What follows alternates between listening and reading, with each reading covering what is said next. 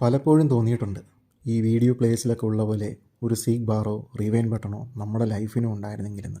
അങ്ങനെ ഉണ്ടായിരുന്നെങ്കിൽ എനിക്കിഷ്ടമുള്ള സമയത്തിലേക്ക് ടൈം ട്രാവൽ ചെയ്ത് പറ്റിയ തെറ്റുകളെല്ലാം തിരുത്താമായിരുന്നു.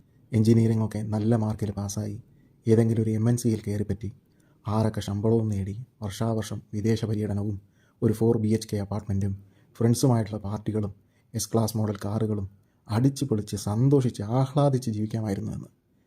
പക്ഷേ അങ്ങനെയൊക്കെ ആയിരുന്നെങ്കിൽ മീനാക്ഷിയമ്മയുടെ മുമ്പിൽ ഒരിക്കലും ഞാൻ എത്തില്ലായിരുന്നു.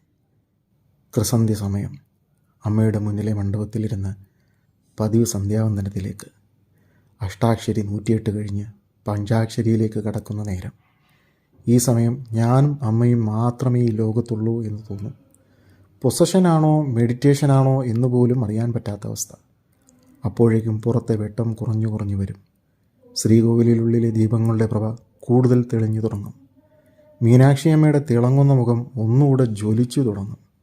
ദീപനാളങ്ങൾ നർത്തനം ചെയ്യുമ്പോൾ രാവിലെ ആടിയ എള്ളെണ്ണയുടെ ഗുണത്താൽ അമ്മയുടെ മിനുസമാർന്ന കവിൾത്തടങ്ങൾ തിളങ്ങും.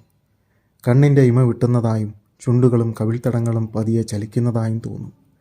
ഒരു ചെറു പുഞ്ചിരിയോടെ അമ്മ ചോദിക്കും, എന്നേക്കാൾ സന്തോഷം ഈ ലോകത്ത് നിനക്ക് മറ്റെന്തിന് നൽകാൻ കഴിയുമടാന്ന്.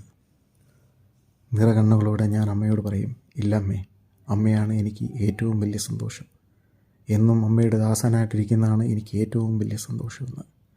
നെടുവീർപ്പോടെ മോക്ഷം കിട്ടിയതിന് തുല്യമായി നിറകണ്ണുകളോടെ ആനന്ദക്കണ്ണീരോടെ സന്ധ്യാവന്ദനം പൂർത്തിയാക്കി ആചമനം ചെയ്ത് പതിവ് ദീപാരാധനയിലേക്ക് കിടക്കും.